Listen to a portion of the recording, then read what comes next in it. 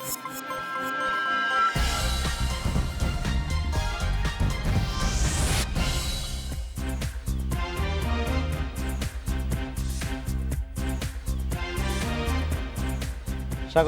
বিরতিহীন সংবাদ রাত ৯টায় বাংলাদেশে। আপনাদের সঙ্গে আছি গোলাম কিবরিয়া এবং আমি সুমনা সিমি। শুরুতেই জানাচ্ছি শিরোনামগুলো। বরিশাল মেডিকেলে ৪৪টি অক্সিজেন সিলিন্ডার চুরি, টিকা বিক্রিতে জড়িতদের ছাড় না দেওয়ার হুঁশিয়ারি স্বাস্থ্যের ডিজির।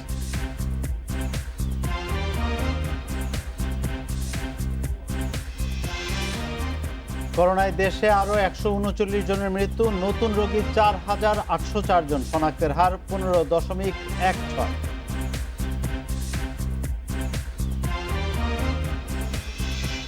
এক মাসে ঢাকার হাসপাতালে ডেঙ্গু রোগী বেড়েছে ২.৫ থেকে ৩ গুণ, দেরিতে চিকিৎসা নিতে আসায় বাড়ছে জটিলতা।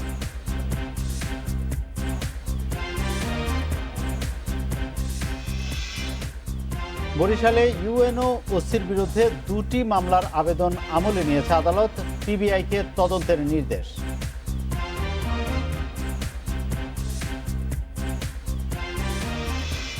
রাজধানীতে ঝুঁকিপূর্ণ ভবন ভাঙার কাজ দ্রুতই শুরু করছে রাজউক, শুরুতেই ভাঙা হবে ৩,৫০০ সরকারি ভবন।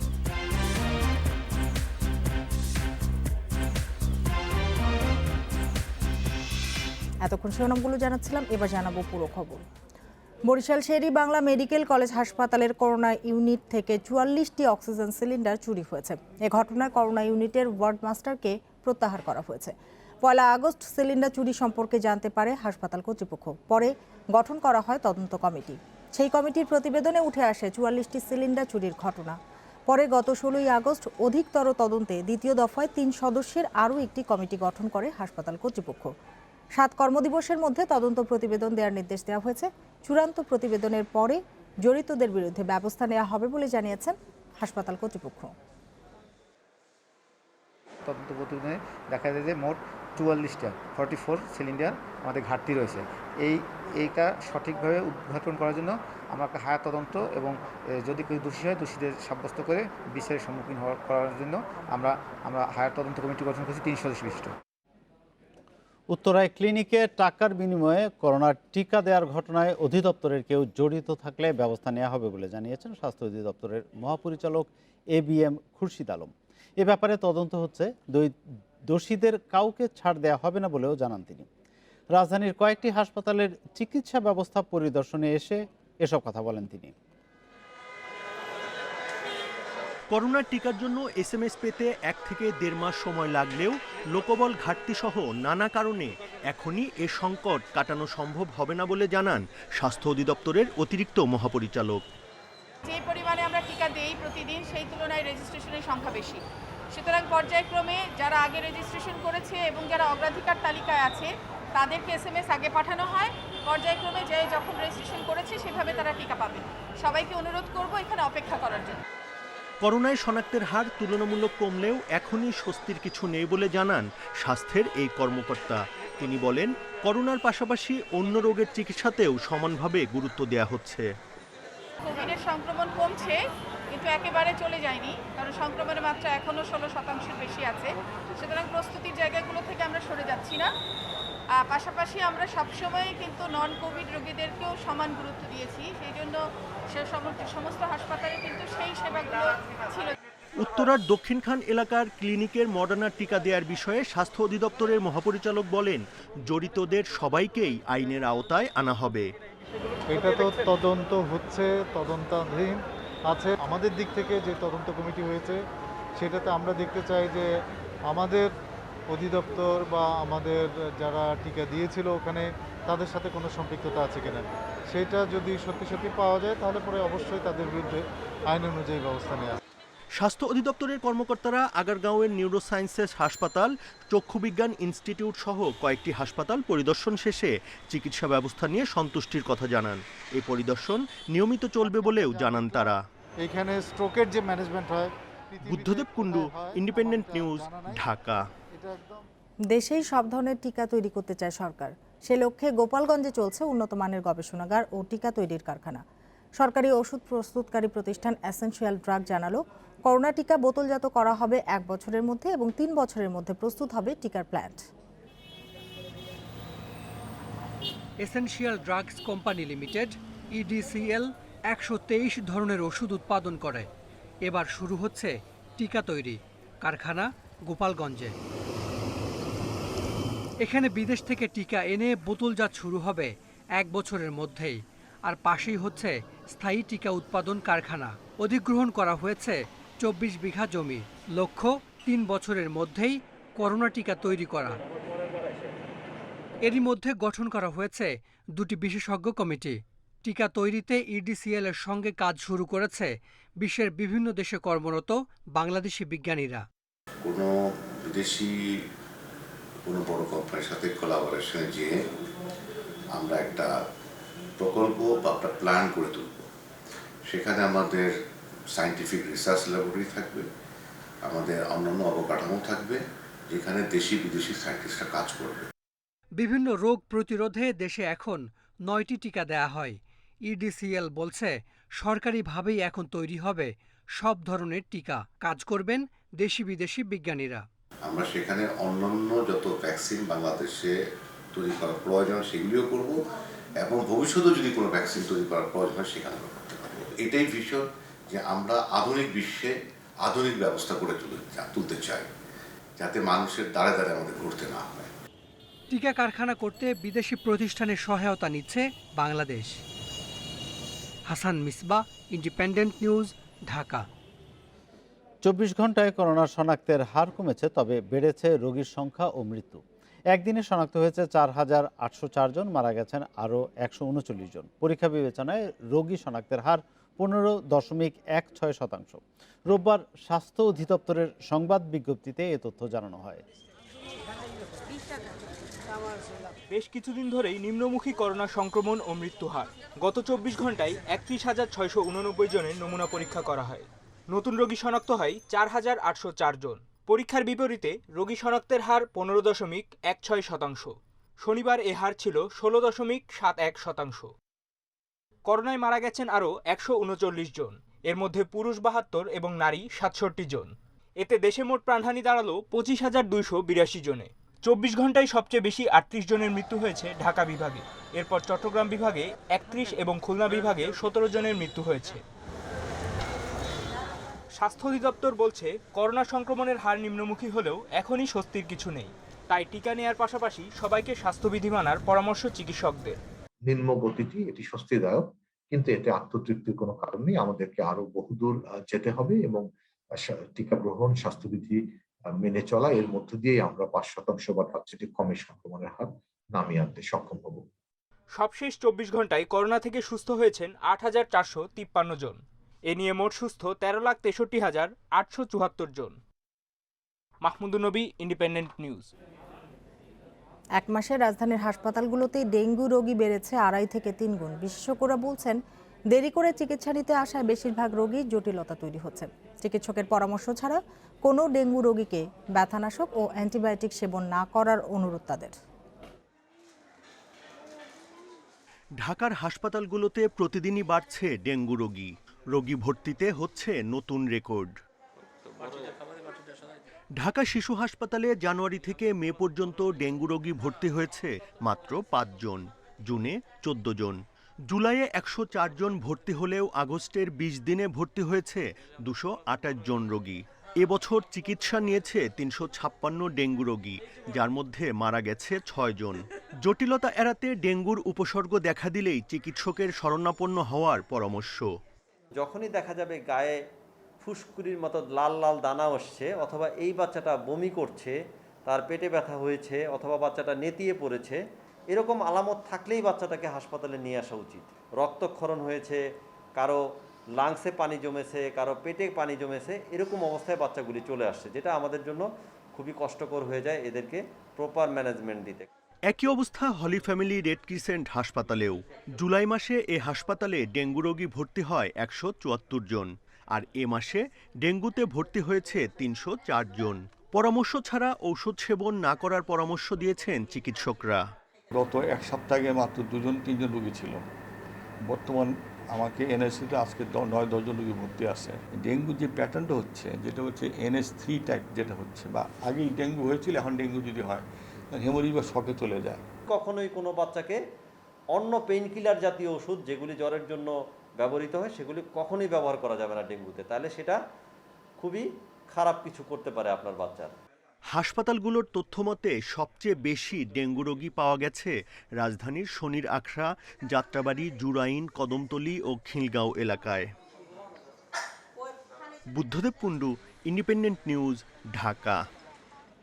ঢাকায় ডেঙ্গু ঝুঁকির ৫৬টি এলাকা চিহ্নিত করেছে স্বাস্থ্য অধিদপ্তর। উত্তরের ২৬ হটস্পটের মধ্যে মিরপুর এবং দক্ষিণের ৩০টির মধ্যে সর্বোচ্চ ঝুঁকিপূর্ণ যাত্রাবাড়ি। এডিসের লার্ভার উপর জরিপ করে এসব তথ্য দেওয়া হয়েছে। এর পরিপ্রেক্ষিতে সিটি কর্পোরেশন বলছে হটস্পটগুলোতে জোরদার করা হবে অভিযান। ডেঙ্গু আক্রান্তের সংখ্যা ছাড়িয়েছে ৮,০০০। এ মাসেই শনাক্ত ৫,৩৮৩ জন। পরিস্থিতি পর্যবেক্ষণে ঢাকার ৯৮টি ওয়ার্ডে জরিপ চালায় স্বাস্থ্য অধিদপ্তর। রোববার প্রকাশ করা হয় প্রতিবেদন। ৪,০০০ বাসাবাড়িতে জরিপ চালানো হয়েছে। এর মধ্যে ৫৮৮টিতে এডিসের লার্ভা পাওয়া গেছে। ডেঙ্গুর সবচেয়ে বড় হটস্পট যাত্রাবাড়ি। মোট ডেঙ্গু আক্রান্ত রোগীর ৮.২০% যাত্রাবাড়ির। এরপর মিরপুর ও উত্তরায় ডেঙ্গুতে আক্রান্তের হার বেশি। দ্রুত ইন্ডেক্সটা আমরা একটু বলছি, সেটা হচ্ছে যে ঢাকা উত্তর সিটি কর্পোরেশনে আমরা ব্রুটো ইন্ডেক্স ২৬টি সাইটে বেশি পেয়েছি এবং দক্ষিণ সিটি কর্পোরেশনে ৩০টি সাইটে আমরা সবচেয়ে বেশি পেয়েছি। জরিপে দেখা গেছে ঢাকা উত্তরের মিরপুর, উত্তরা সহ ২৬টি এলাকায় ডেঙ্গুর প্রকোপ বেশি। এসব এলাকায় এডিস নিধনে অভিযানের জোরদারের কথা জানান মেয়র আতিকুল ইসলাম।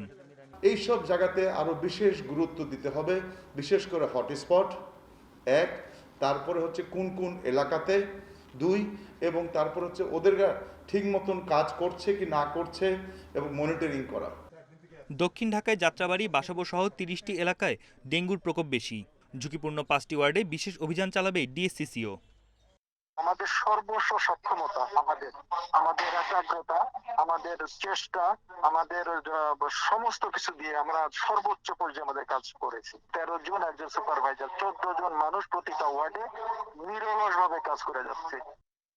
জরিপে দেখা গেছে এডিসের লার্ভা বেশি পাওয়া গেছে নির্মাণাধীন ও বহুতল ভবনে। বন ইবনে কামাল, ইন্ডিপেন্ডেন্ট নিউজ, ঢাকা। বরিশালে ইউএনও মুনিবুর রহমান ও ওসি নুরুল ইসলামের বিরুদ্ধে ২ মামলার আবেদন আমলে নিয়ে পিবিআইকে তদন্তের নির্দেশ দিয়েছে আদালত। আর এর প্রতিবেদন দিতে হবে ২৩ সেপ্টেম্বরের মধ্যে। পুলিশ ও প্রশাসনের ২ মামলায় গ্রেপ্তার ১৮ জনের জামিন আবেদন নাকচ করেছে আদালত। বুধবার শোক দিবসের ব্যানার সরানো নিয়ে হামলা হয় বরিশাল সদরের ইউএনও মুনিবুর রহমানের বাসভবনে। এ সময় সিটি কর্পোরেশন কর্মকর্তা ও আওয়ামী লীগ নেতাকর্মীদের ওপর আনসার সদস্যদের বিরুদ্ধে গুলি ছোড়ার অভিযোগ ওঠে। দফায় দফায় ধাওয়া পাল্টা ধাওয়া হয় পুলিশের সঙ্গে। তাতে গুলিবিদ্ধ সহ আহত হন অন্তত ৩৫ জন। এ ঘটনায় রোববার আদালতে ২টি মামলার আবেদন করেন সিটি কর্পোরেশনের প্যানেল মেয়র রফিকুল ইসলাম এবং রাজস্ব কর্মকর্তা বাবুল হালদার। এতে ইউএনও, ওসি ও ৫ আনসার সদস্য সহ অজ্ঞাত ৪০ থেকে ৪৫ জনকে আসামি করা হয়েছে। আমরা আইনের শাসনে বিশ্বাস করি এবং আইনের শাসনে বিশ্বাস করি বলেই আজকে এই মামলা আমরা থানা কর্তৃপক্ষ গ্রহণ না করায় আদালতে আমরা নালিশি আকারে মোকদ্দমা দায়ের করেছি। বরিশালে আজকে ২টি মামলা দেওয়া হয়েছে। ২টি মামলায় বরিশাল পুলিশ সুপার পিবিআই বরাবর তদন্তের জন্য নির্দেশ দেওয়া হয়েছে। আগামী ২৩/৯/২০২১ সালের ভিতরে তদন্তের উপর জমার জন্য নির্দেশ প্রদান করা হয়েছে। এর আগে বরিশালের সিটি মেয়র সাদিক আব্দুল্লাহ ও নেতাকর্মী সহ কয়েকশো জনের বিরুদ্ধে ২টি মামলা করে পুলিশ ও ইউএনও। এদিকে গত ৪ দিনে পুলিশ ও প্রশাসনের দায়ের করা ২টি মামলায় গ্রেপ্তার ২১ আসামির মধ্যে ১৮ জনের জামিন আবেদন নাকচ করেছে আদালত। Independent news desk. বরিশালের সিটি মেয়রের সঙ্গে প্রশাসনের বিরোধকে বিচ্ছিন্ন ঘটনা বলে মনে করছেন তথ্যমন্ত্রী। এতে কোনো সংকট তৈরি হয়নি বলেও দাবি তার। আর অ্যাডমিনিস্ট্রেটিভ ক্যাডার অ্যাসোসিয়েশনের প্রতিক্রিয়াকে তাৎক্ষণিক ক্ষোভের বহিঃপ্রকাশ বলে সমস্যার সমাধান দ্রুত হবে আশ্বস্ত করেছেন স্থানীয় সরকার মন্ত্রী। ইউএনও মুনিবুর রহমানের সঙ্গে বিবাদের জেরে বুধবার হামলা হয় তার বাসভবনে। এ ঘটনায় বরিশালের সিটি মেয়র সেরনিয়াবাদ সাদিক আব্দুল্লাহর গ্রেপ্তার দাবি করে বিবৃতি দেয় অ্যাডমিনিস্ট্রেটিভ ক্যাডার অ্যাসোসিয়েশন। তবে সেই হামলা সংঘর্ষকে স্থানীয় বিষয় ও বিচ্ছিন্ন ঘটনা বলে মনে করেন তথ্যমন্ত্রী। তদন্তে প্রকৃত বিষয়টি বেরিয়ে আসার আগে দুপক্ষকেই ধৈর্য ধরার আহ্বান তার। স্থানীয় ঘটনা, বিচ্ছিন্ন বিষয়, এবং সেখানে মামলা যে কারো বিরুদ্ধে হতে পারে। মামলা ইতিপূর্বে অনেক মেয়রের বিরুদ্ধে মামলা হয়েছে, এটি প্রথম নয়, বহু মেয়রের বিরুদ্ধে মামলা হয়েছে। মামলা হলেই সেটি তদন্তে বেরিয়ে না আসা পর্যন্ত এ নিয়ে তো কিছু বলা আমার মনে হয় সমীচীন নয়। পোস্টার ব্যানার সরানো নিয়ে সরকারি বাসভবনে হামলা ও সংঘর্ষের ঘটনাকে ভুল বোঝাবুঝি মনে করছেন স্থানীয় সরকার মন্ত্রীও। অ্যাডমিনিস্ট্রেটিভ সার্ভিস অ্যাসোসিয়েশনের লিখিত বক্তব্যকে সংক্ষুব্ধ পক্ষের ক্ষোভের প্রকাশ বলছেন তিনি। প্রশাসনের পক্ষ থেকেও তারাও তাদের বিষয়টাকে বোঝার চেষ্টা, কিছু কিছু বুঝতে পেরেছে যে কোথায় কোথায় ত্রুটি বিচ্যুতি আসলে, আর এখানে কি কোনো ভুল বুঝাবুঝিগত কারণে, এটা তো কোনো অন্য কোনো কারণ না, জাস্ট একটা মিসআন্ডারস্ট্যান্ডিং। আমার মনে হয় না এখন আর বিষয়টা খুব বেশি একটা বেশি মাত্রায় আছে, এখন এটা সমাধানের দিকে চলে যাচ্ছে। প্রশাসন ও মেয়র দুপক্ষের আলোচনার মাধ্যমেই এ সমস্যার সমাধান শিগগিরই হবে বলেও মনে করেন স্থানীয় সরকার মন্ত্রী। Hasib Mahmud Shah, Independent News, Dhaka. আওয়ামী লীগ সাধারণ সম্পাদক ওবায়দুল কাদের বলেছেন, 15ই আগস্ট খালেদা জিয়ার ভুয়া জন্মদিন পালন দেশের ইতিহাসে নিকৃষ্টতম নজির। দুপুরে চট্টগ্রাম দক্ষিণ জেলা আওয়ামী লীগের উদ্যোগে 21 আগস্ট গ্রেনেড হামলায় নিহতদের স্মরণে আলোচনা সভায় ভার্চুয়ালি যুক্ত হয়ে একথা বলেন তিনি। হত্যাকারীদের পুরস্কৃত করা, পুনর্বাসিত করা, বিচারের পথ রুদ্ধ করা, এটা যে করে সে কি খুনের সঙ্গে জড়িত নয়? আমি তো বলি, জিয়াউর রহমান যদি এই খুনের সঙ্গে জড়িত না থাকতেন, 75-এর খুনিদের এ দুঃসাহস হতো না 15ই আগস্টের নৃশংস ঘটনা ঘটানোর। বর্তমান সরকার গণতান্ত্রিক নয়, তা নানা ঘটনায় আন্তর্জাতিকভাবে স্বীকৃত হয়ে গেছে বলে দাবি করেছেন বিএনপি মহাসচিব মির্জা ফখরুল ইসলাম আলমগীর।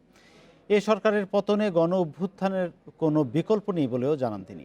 রোববার দুপুরে জাতীয় প্রেস ক্লাবে সাংবাদিক নেতা রুহুল আমিন গাজীর মুক্তির দাবিতে আয়োজিত নাগরিক সমাবেশে এসব কথা বলেন মির্জা ফখরুল। তার অভিযোগ, যারাই গণতন্ত্রের পক্ষে এমন কথা বলছে তাদের নানাভাবে মামলা দিয়ে হয়রানি করা হচ্ছে। বিএনপি মহাসচিব অভিযোগ করেন, ক্ষমতা ধরে রাখতে সরকার বিচার বিভাগ সহ সকল রাষ্ট্রীয় প্রতিষ্ঠান নিয়ন্ত্রণ করছে। অবিলম্বে রুহুল আমিন গাজী সহ আটক বিএনপি নেতাদের মুক্তির দাবিও জানান মির্জা ফখরুল। এ সময় দেশ ও মানুষের অধিকার রক্ষায় দল মত নির্বিশেষে সবাইকে ঐক্যবদ্ধ হওয়ার আহ্বান জানান বক্তারা। অভ্যুত্থান, জনগণকে সঙ্গে নিয়ে উঠে আসা, এটা ছাড়া কোনো বিকল্প নেই। আমাদের হাতে অস্ত্র নেই, আমরা অস্ত্রবাজ নই, আমরা সশস্ত্র সংগ্রামে বিশ্বাস করি না। আমরা জনগণকে সঙ্গে নিয়ে আমরা বিজয় অর্জন করতে চাই। বড়পুকুরিয়া কয়লা খনি দুর্নীতি মামলায় বিএনপি চেয়ারপারসন খালেদা জিয়ার বিরুদ্ধে অভিযোগ গঠনের শুনানি 19 সেপ্টেম্বর সকালে ঢাকার কেরানীগঞ্জে কেন্দ্রীয় কারাগারের পাশে 2 নম্বর ভবনে অস্থায়ী বিশেষ জজ আদালতের বিচারক ASM রুহুল ইমরান শুনানি শেষে এদিন নির্ধারণ করেন। আজ অভিযোগ গঠনের শুনানির দিন ছিল। শুনানি পেছাতে সময়ের আবেদন করা হলে বিচারক নতুন দিন ধার্য করেন। তবে খালেদা জিয়াকে হাজিরের কোনো নির্দেশনা দেননি বিচারক। বড়পুকুরিয়া কয়লা খনিতে দুর্নীতির অভিযোগে 2008 সালের 26শে ফেব্রুয়ারি মামলা করেন দুদকের সহকারী পরিচালক মোহাম্মদ শামসুল আলম।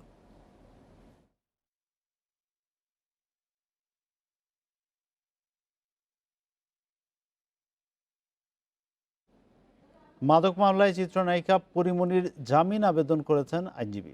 শুনানির জন্য 13 সেপ্টেম্বর দিন ধার্য করেছে আদালত।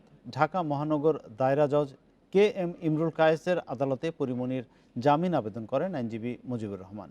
পরিমণিকে 3 দফা 7 দিন রিমান্ডে নিয়ে জিজ্ঞাসাবাদ করেছে পুলিশ। শনিবার রিমান্ড শেষে পরিমণিকে কারাগারে পাঠায় আদালত। গত 4 আগস্ট চিত্রনায়িকা পরিমণিকে তার বনানীর বাসা থেকে বিদেশি মদসহ গ্রেপ্তার করে র্যাব।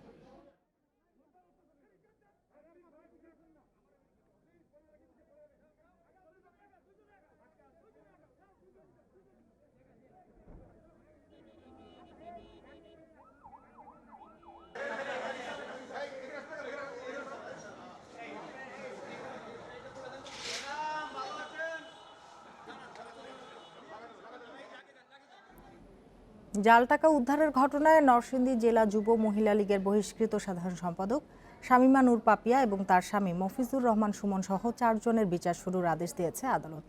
ঢাকার অতিরিক্ত মুখ্য মহানগর হাকিম হাসিবুল হক রোববার 4 আসামির বিরুদ্ধে অভিযোগ গঠন করেন। 13ই অক্টোবর সাক্ষ্য গ্রহণ শুরুর দিন ঠিক করে আদালত। অভিযুক্ত অপর 2 জন হলেন পাপিয়াদের সহযোগী সাব্বির খন্দকার ও শেখ তায়েবা নূর।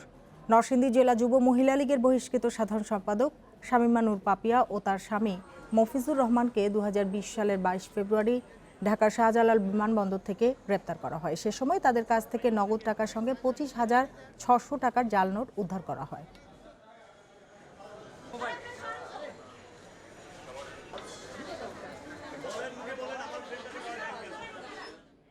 অ্যানোরেক্সিয়ায় মৃত্যু হওয়া রাজধানীর বনশ্রীর আইডিয়াল স্কুলের 10ম শ্রেণীর ছাত্র আহনাফ স্কুলে বুলিংয়ের শিকার হয়েছিল কিনা তা তদন্তের নির্দেশ দিয়েছে হাইকোর্ট। পাশাপাশি বুলিং থেকে শিক্ষার্থী সুরক্ষায় প্রতিরোধমূলক ব্যবস্থা নিতে সংশ্লিষ্টদের নিষ্ক্রিয়তা কেন বেআইনি হবে না তাও জানতে চাওয়া হয়েছে। বিচারপতি এম ইনায়েতুর রহিম ও বিচারপতি মোহাম্মদ মোস্তাফিজুর রহমানের বেঞ্চ এ আদেশ দেন। বনশ্রীর আইডিয়াল স্কুল অ্যান্ড কলেজের ছাত্র আজওয়াদ আহনাফ করিম গত বছরের জুলাইয়ে তার ওজন ছিল প্রায় 90 কেজি। পরে ডায়েট করে 6 মাসে 30 কেজি ওজন কমায় সে। চিকিৎসকরা জানান অ্যানোরেক্সিয়া রোগে ভুগছিল ওই কিশোর। এরই মধ্যে নিউমোনিয়ায় আক্রান্ত হলে তাকে হাসপাতালে ভর্তি করা হয় 25 জুন। এরপর দিনই মৃত্যু হয় তার। পরে গণমাধ্যমের প্রতিবেদনে জানা যায় অতিরিক্ত ওজনের কারণে স্কুলে শিক্ষক সহপাঠীদের বডি শেমিং ও বুলিংয়ের শিকার হতো আহনাফ। এর প্রতিকার চেয়ে রিট করেন সুপ্রিম কোর্টের আইনজীবী তানভীর আহমেদ। বুলিংয়ের আসলে সূচনাটা হয় কিন্তু স্কুল লেভেল থেকেই। তো আমাদের শিশুকাল থেকে যদি আমাদের বাচ্চারা বুলিংয়ে অভ্যস্ত হয়ে যায় তো তারা পরবর্তীতে আরও বড় বড় ধরনের ক্রাইম করতে তাদের বাধ্য হয়। 23% ছাত্রছাত্রী কিন্তু বুলিংয়ের শিকার বলে এরকম একটা রিপোর্ট এসেছে। রোববার শুনানি নিয়ে শিক্ষা প্রতিষ্ঠানে বুলিং থেকে শিক্ষার্থীদের সুরক্ষায় প্রতিরোধমূলক ব্যবস্থা নিতে সংশ্লিষ্টদের নিষ্ক্রিয়তা ও উদাসীনতা কেন বেআইনি হবে না জানতে চেয়েছে হাইকোর্ট। এছাড়া শিক্ষা প্রতিষ্ঠানে বুলিং রোধে নীতিমালা তৈরি করতে কেন নির্দেশ দেওয়া হবে না তা জানতে চেয়ে দেওয়া হয়েছে রুল। বুলিং ব্যাপারটা বুলিমিয়া এবং বিভিন্ন নিউরোলজিক্যাল ডিসঅর্ডার বাচ্চাদের মধ্যে হচ্ছে, এটা নিতে পারছে না, এটার জন্য তদন্ত করা হয়। এর আগে ভিকারুননিসা নূন স্কুল অ্যান্ড কলেজের শিক্ষার্থী অরিত্রীর আত্মহত্যার ঘটনায় হাইকোর্টের আদেশে শিক্ষা প্রতিষ্ঠানে বুলিং রোধে খসড়া নীতিমালা প্রণয়ন করে দাখিল করা হয়। সেটি এখন চূড়ান্তের অপেক্ষায় রয়েছে। জান্নাতুল ফেরদাউস তানভি, ইন্ডিপেন্ডেন্ট নিউজ, ঢাকা। 2 মেয়েকে জিম্মায় পেতে ঢাকায় এসে জাপানি নারীর করা আবেদনের পর 2 শিশুকে উদ্ধার করেছে পুলিশের অপরাধ তদন্ত বিভাগ সিআইডি জানায় শিশু দুটিকে উদ্ধার করা হলেও সিআইডি কার্যালয়ে নিয়ে আসা হয়নি। বাংলাদেশি বংশোদ্ভূত সাবেক স্বামী শরীফ ইমরানের কাছ থেকে নিজের 2 সন্তানকে ফিরে পেতে জাপানি নাগরিক ডাক্তার নাকানো এরিকো রিটের শুনানি শেষে 2 সন্তানকে 31শে আগস্ট হাজির করতে গত বৃহস্পতিবার নির্দেশ দেয় হাইকোর্ট। পাশাপাশি জাপানি আইন ভঙ্গ করে সন্তান নিয়ে আসা কেন বেআইনি ঘোষণা করা হবে না তা জানতে চেয়ে রুল জারি করে আদালত। রিটে 2 শিশুকে তাদের মা এরিকোর জিম্মায় দেওয়ার নির্দেশনা চাওয়া হয়েছে।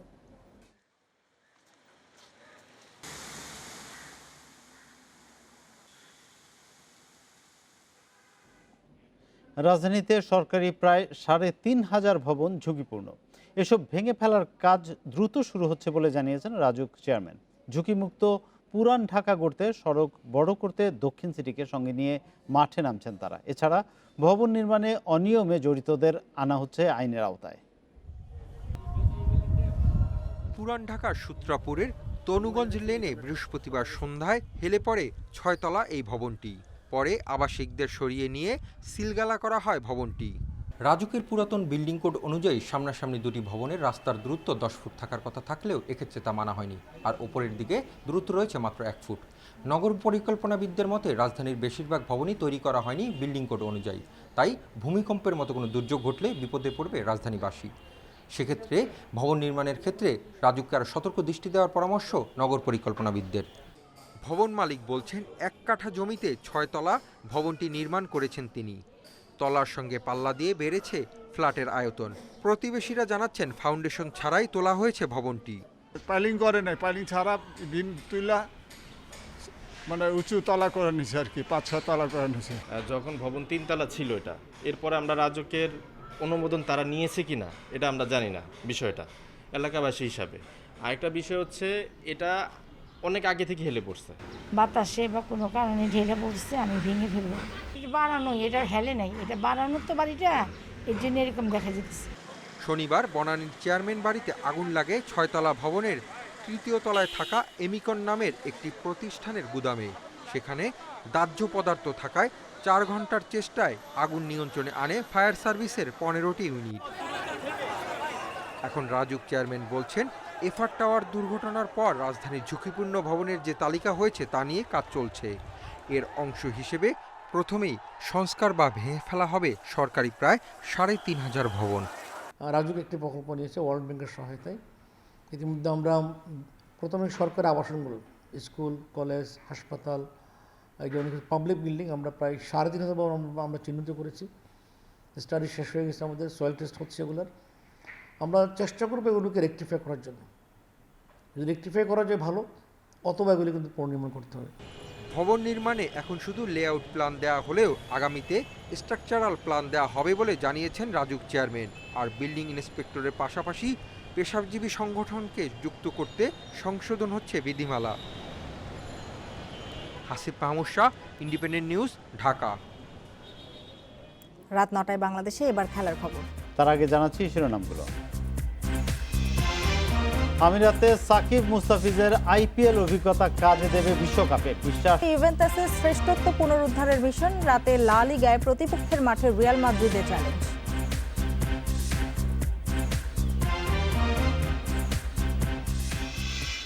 অস্ট্রেলিয়াকে হারিয়ে টি20তে টাইগারদের আত্মবিশ্বাস বেড়েছে। বিশ্বকাপে ভালো কিছু স্বপ্ন দেখা শুরু হয়েছে।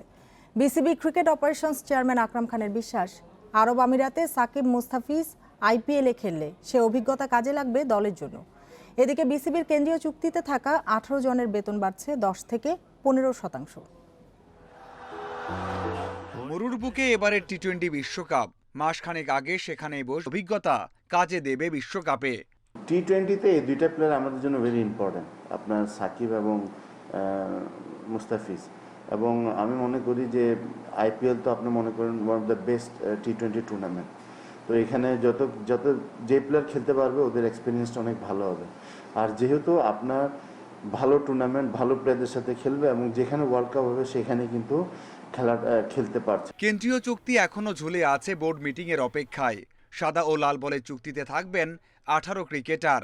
পারফরমেন্স বিবেচনায় 10 থেকে 15% বেতন বাড়বে মুশফিক সাকিবদের। লিখিতভাবে কিছু চেয়েছিলাম এবং প্লেয়াররা ওই ফরম্যাটে সাইন করার কথা এবং প্লেয়াররা সবাই সাইন করেছে, বাট কিছু ফরম্যাটের সাথে ওদের কিছু ঘাটতি আছে, সেটা আমরা নেক্সট বোর্ড মিটিংয়ে করে ওটা আমরা ইনশাল্লাহ দিয়ে দেব। বিশ্বকাপের কথা মাথায় রেখে স্পোর্টিং উইকেটে নিউজিল্যান্ড সিরিজ খেলার কথা বলছেন অনেকে।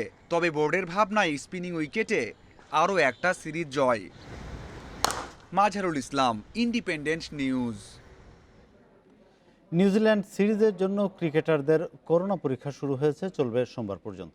ক্রিকেটার, স্টাফ এবং ম্যানেজমেন্ট সব মিলিয়ে 40 জনের নমুনা পরীক্ষা হবে 2 দিনে।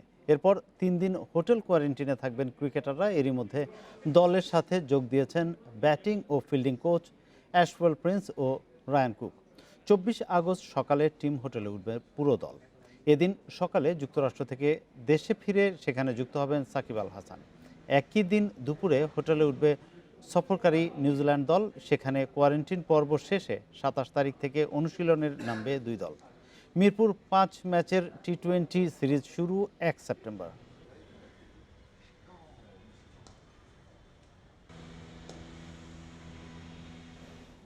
প্রিমিয়ার লিগে মারামারি কাণ্ডে বিতর্কিত শেখ জামাল ব্রাদার্সের ম্যাচ। ঘরোয়া ফুটবল উন্নয়নে খেলোয়াড়দের মানসিকতায় পরিবর্তন দরকার বলেছেন জাতীয় দলের head coach Jamie day.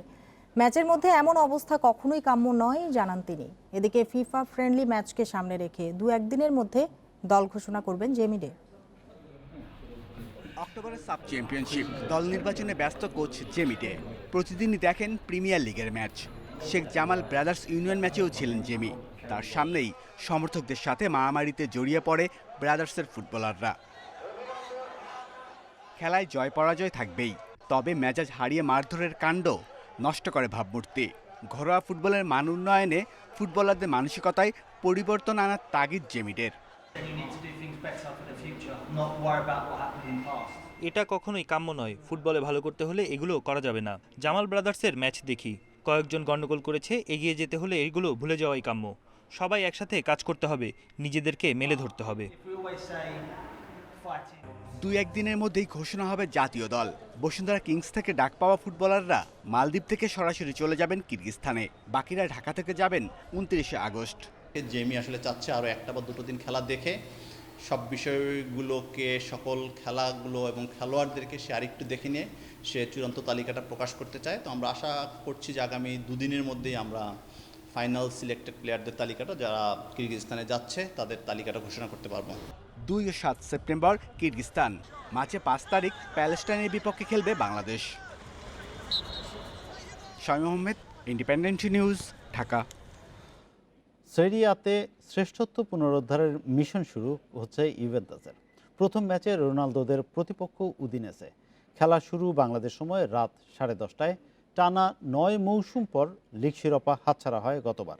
Champions লিগে সুযোগ পেতেও কষ্ট হয়েছে এবার। আলেগ্রির অধীনে হারানো অবস্থান ফিরে পেতে মরিয়া তুরিনের ওল্ড লেডি। দলবদল নিয়ে নানা গুঞ্জন উড়িয়ে খেলায় মনোযোগ রাখছেন ক্রিস্টিয়ানো রোনালদো। নতুন মৌসুমে কিয়েসা লোকেতেলেইদের নিয়ে শক্তি বাড়িয়েছে ইউভেন্টাস, তবে ফ্রন্টলাইনে রোনালদো দিবালা থাকবেন স্পটলাইটে। হেড টু হেডে উদিনেসের বিপক্ষে সবশেষ 8 দেখায় 7 জয়ের বিপরীতে 1 হার ইউভেদের।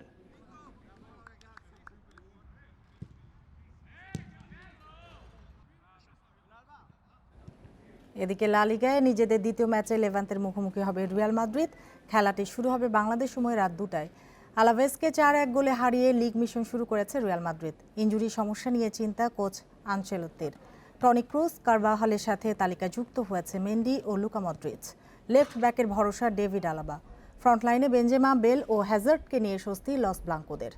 এদিকে প্রথম ম্যাচে ড্র করা লেভান্তে ঘরের মাঠে চমক দিতে চায়। রিয়ালের বিপক্ষে শেষ 5 দেখায় একবারই জিতেছে লোপেজের দল।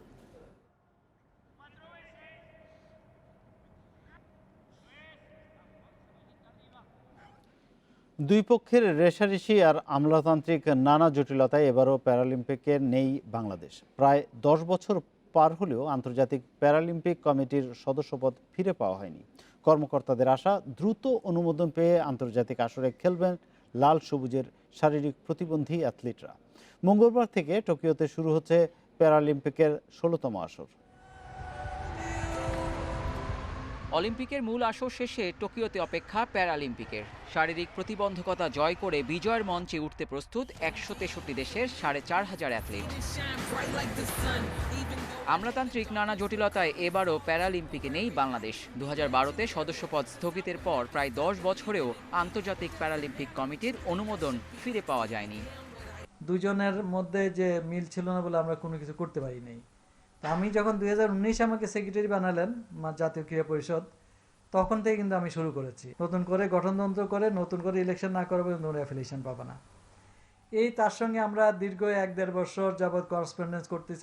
2004 ও 2008-এ একজন করে অ্যাথলিট প্রতিনিধিত্ব করেছিল বাংলাদেশকে। বর্তমানে বাস্কেটবল, ব্যাডমিন্টন, সাঁতার সহ বেশ কিছু ইভেন্টের কার্যক্রম চালাচ্ছে national Paralympic committee of Bangladesh. Swimming করেছি, প্রতিবন্ধীদের সুইমিং, তারপরে প্যারা ব্যাডমিন্টন করেছি 2টা। হ্যাঁ, 2019-এ একটা করেছি, 2020-এ একটা করেছি। ইনশাল্লাহ আমরা ডিসেম্বরে ওদের জেনারেল অ্যাসেম্বলি হবে, জেনারেল অ্যাসেম্বলিতে আমরা আমাদের মেম্বারশিপ পেয়ে যাব। বার্মিংহাম 2020 ওইটা তো আমরা পার্টিসিপেট করব আশা করছি। সেই অনুযায়ী আমরা আমাদের যোগাযোগ অব্যাহত রেখেছি। সদস্যপদ ফিরে পেতে আর বাংলাদেশে প্যারালিম্পিকের কার্যক্রম বাড়াতে পাশে থাকার আশ্বাস জাতীয় ক্রীড়া পরিষদের। এই শিশু কিশোরদের ব্যাপারে আমাদের বিশেষ চিন্তাভাবনা রয়েছে। সেটা দেশীয় পর্যায়ে হোক বা আন্তর্জাতিক পর্যায়ে হোক, যে কোনো টুর্নামেন্টে অংশগ্রহণ করার ক্ষেত্রে আমরা বিশেষভাবে তাদেরকে নজর দিয়ে থাকি এবং সহায়তা দিয়ে থাকি।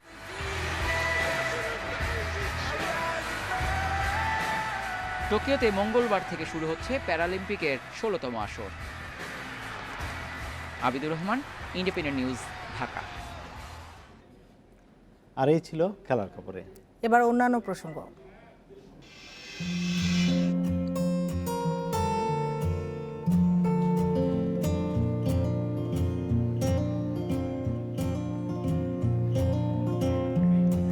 বাঘের বাচ্চার জীবনের প্রথম 1 বছর সবচেয়ে ঝুঁকিপূর্ণ। এ সময়ে তাদের সংক্রমণ রোগের প্রতিষেধক নিশ্চিত করতে হয়। তাই মিরপুর জাতীয় চিড়িয়াখানায় জন্ম নেয়া 2 বাঘ শাবককে নিয়ে সতর্ক থাকতে হবে। করোনা পরিস্থিতি স্বাভাবিক না হওয়া পর্যন্ত তাদের প্রদর্শনী খাঁচায় না রাখার পরামর্শ বিশেষজ্ঞদের।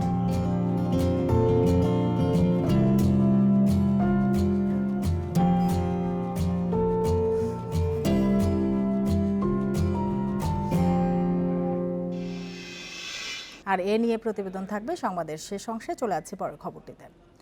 করোনায় স্থগিত স্থানীয় সরকার ও উপনির্বাচন করার সিদ্ধান্ত নিতে কাল নির্বাচন কমিশনের বৈঠক।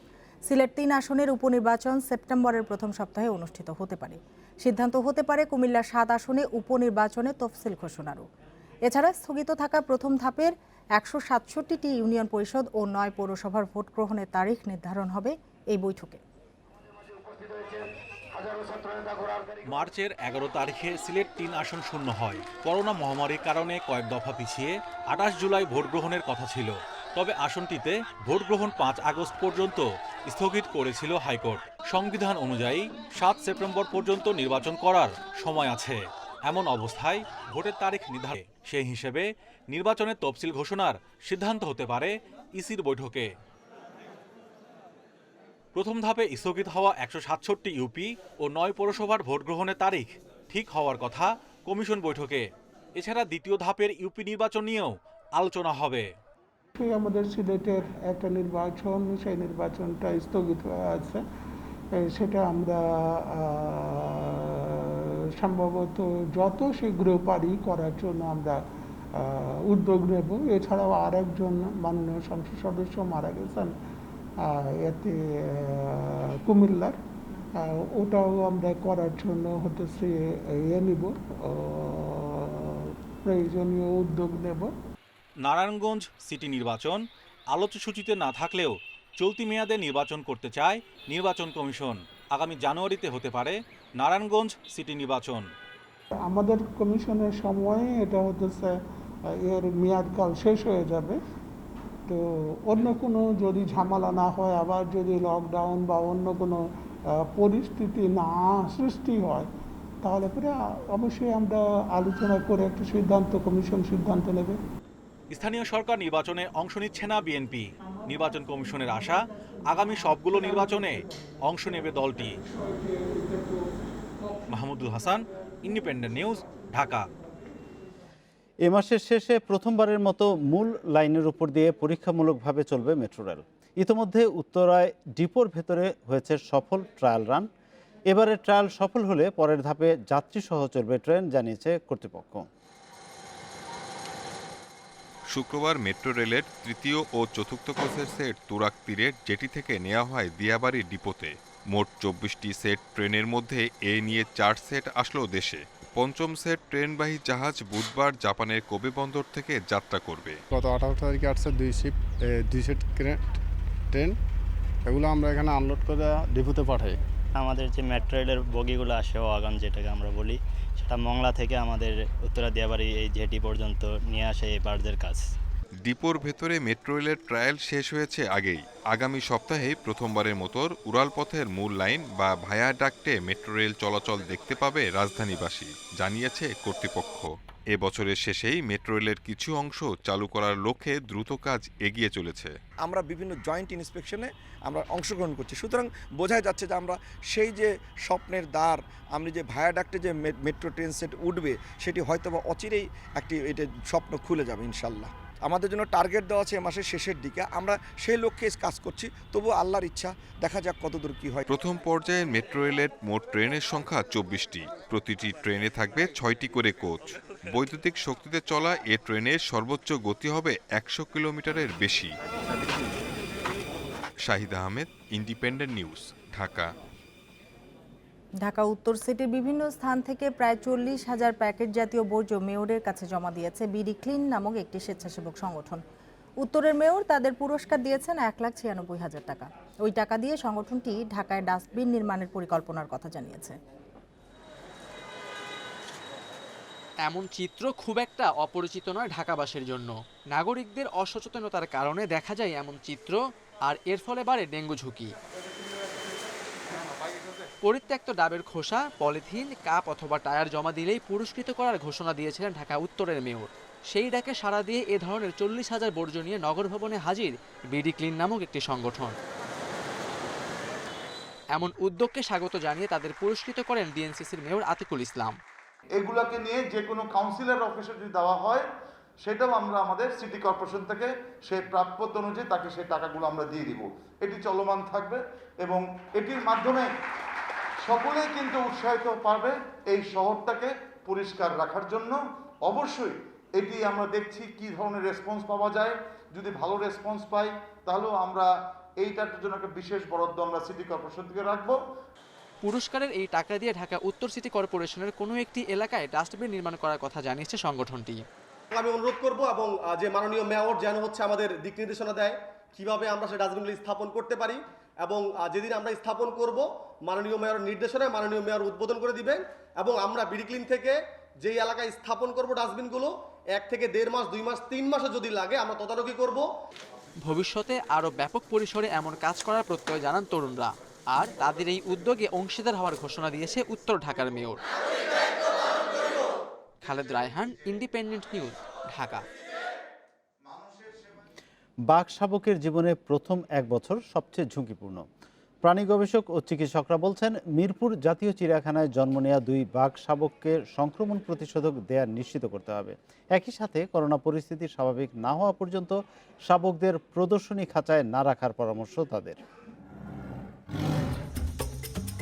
প্রায় 5 বছর পর মিরপুর জাতীয় চিড়িয়াখানায় জন্ম নিয়েছে এক জোড়া বেঙ্গল টাইগার। ভাই বোন দুর্জয় ও অবন্তিকার বয়স এখন 2.5 মাস। তাতে কি খাঁচার ভেতর মায়ের পায়ে পায়ে পায়চারি, খুনসুটি, এইভাবেই সময় কাটছে শাবক জোড়ার। চিড়িয়াখানায় বাঘ শাবক জন্মানো নতুন ঘটনা নয়। 2017 সালে গরাদে এক জোড়া নবজাতক এলেও তাদের বাঁচানো যায়নি। 6 মাস বয়সে রোগে আক্রান্ত হয়ে মারা যায়। তাই এবার সাবধান চিড়িয়াখানা কর্তৃপক্ষ। এবং মায়ের কাছ থেকে তো ভবিষ্যৎ জীবনে পথ চলার জন্য তারা অনেক কিছু শিখে, এটা ট্রেনার হচ্ছে মা। তো এই সময়টা আমরা মায়ের কাছে রাখবো।